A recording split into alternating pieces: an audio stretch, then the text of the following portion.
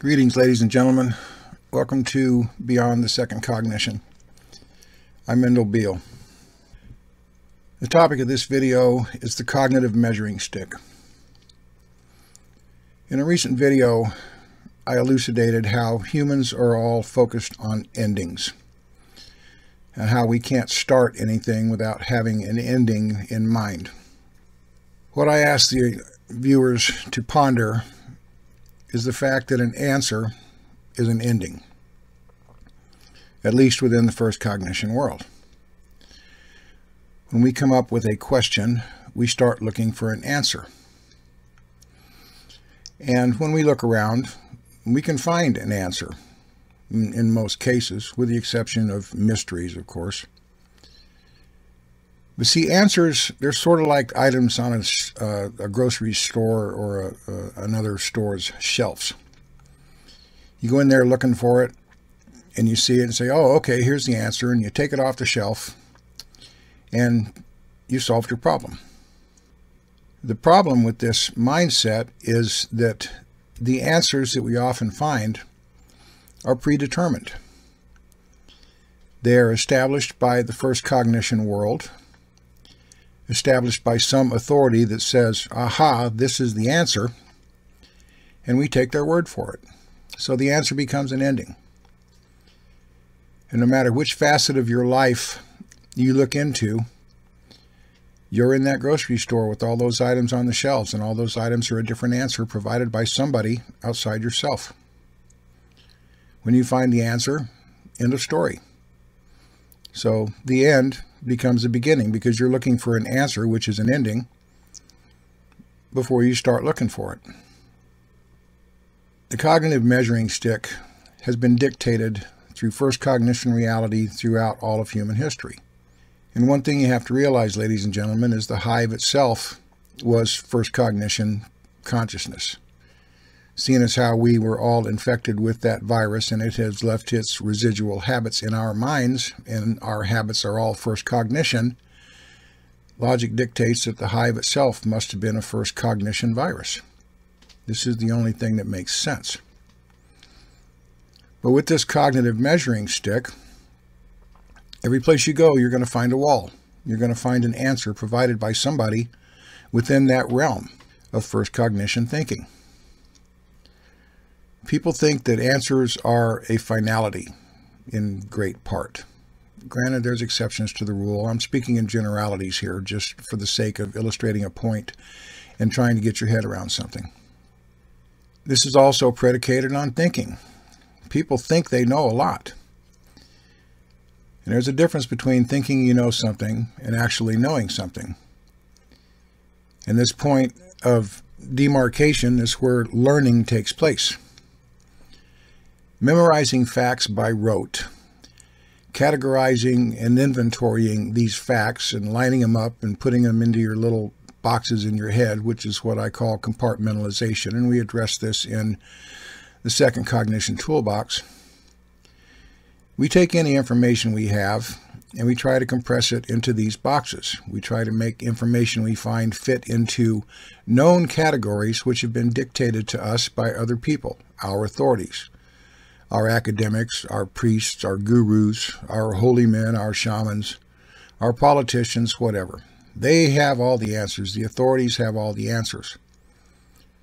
So look at this whole thing as a ringed-in arena. No matter where you go, you're going to find answers that fall within that ringed-in arena. The cognitive measuring stick stops at the wall of that arena. In order for one to advance beyond thinking you know something into genuinely knowing something, you have to become expansive. When it comes to teaching and learning, you cannot teach anything that you don't know. Knowing comes from experience. Knowing comes from application. That's why they call it applied knowledge. Most people are information junkies. They're fact collectors. They figure the more facts they have in their heads, the more they know, but they don't really know anything. They have a collection of facts. Now, the question is, how do they apply these facts? Do they apply these facts? Do they gain any genuine knowledge, or do they just parrot what they've been told and call it knowledge. In most cases, you'll find out it is the latter. People will claim they know a lot, but in actuality, they just think they know a lot. And just because you can recite the words of your favorite philosopher or passages from your Bible or passages from the Quran or whatever, you're memorizing facts. You're creating an inventory. This inventory of facts is like the surface of the ocean. The surface is vast, and as long as you deal with just the surface, you don't know what lies below the surface. As long as you're dealing with repeating what you've been told, you're just a parrot. You don't know anything. And all this sense of presumed knowledge because you have gathered up information because you're an information junkie and you can spout it back at somebody like a vinyl record, doesn't mean you know anything. You think you know. You have a great collection of facts and a great collection of inventory data. And this is why Don Juan said that humans are creatures of inventory. We collect information, but how many people actually do anything with that information? How many people apply it and turn thinking intellectual concepts into actual applied knowledge? You can't really teach anything until you know something. And you can't know something if you just conceptualize, theorize, and parrot. The process into the second cognition and beyond is the process of expansion. You cannot expand if you take every bit of information and try to squeeze it into the boxes of your presumed known categories. Oh, I know all this about the Bible. I'm a Bible scholar. Okay, well, what happens if you wind up with a piece of information that goes outside what you know? Well, you try to compress it into that box. You take the information and you bend it and you twist it and you curl it to fit into your cognitive compartmentalized boxes. When you do this, you're not expanding, you're compressing. And this is what happens when we try and share the information that we do, because everybody takes the information and tries to fit it into their cognitive boxes. Oh, well, this sounds like so-and-so, and this sounds like such and such, and because it sounds similar, it must be the same, so I'm going to compartmentalize it into that box, and we'll just throw it all together. Rather than try to perceive nuance, try to perceive something beyond what we think we know, we don't expand.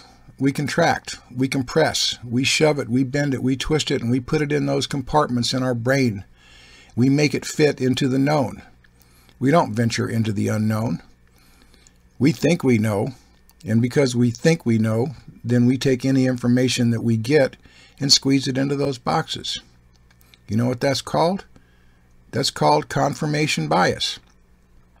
That means we take any information we have that confirms what we believe or confirms what we think we know, and we bend it to fit our perception of reality. And our perception of reality is individual. Everybody's perception is different, but everybody has boxes in their head. Everybody has compartments, and everybody compartmentalizes their thinking. When they get new information, they weigh it and compare it to what they know, and they say, well, that sounds like this, so it must be this. And then they squeeze it into the box. They don't venture beyond what it says or what they think. They think, okay, well, that sounds alike, so that's what it is. And they've made up their mind. They rationalize it that it's the same thing, and then they squeeze it into their boxes. Information gatherers do this.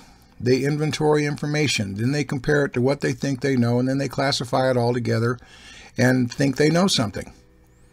They don't critically think. They don't investigate beyond what they think they know. They just make everything fit into their boxes. If you want to move into the second cognition, you've got to quit this compression and you have to start expanding. Expanding is not compressing. Making everything fit in your comfortable mental boxes is only compartmentalizing. Until you can stop compartmentalizing and start expanding, you're not going to learn anything. You're going to be a collector of facts, an inventory gatherer. That's all you are. People are a walking list of inventories of collected information and collected facts that they can recite back on command. And they say, see how much I know? No, you don't know anything. You got a bunch of facts in your head. So what? What are you doing with them? If you're not applying them, it's just information. And information without application is dead. It's just information. So what? If you're not applying it, you're not learning it. If you're not learning it, you can't teach it. Reciting back by rote is not teaching. It's reciting from memorization. Memorizing is not learning, it's only memorizing. So I ask the viewers to consider this information and see how much of it you do for yourself. And see how much you have to expand beyond this type of thinking and acting. And for those doing the work, stay the course and don't give up on yourselves.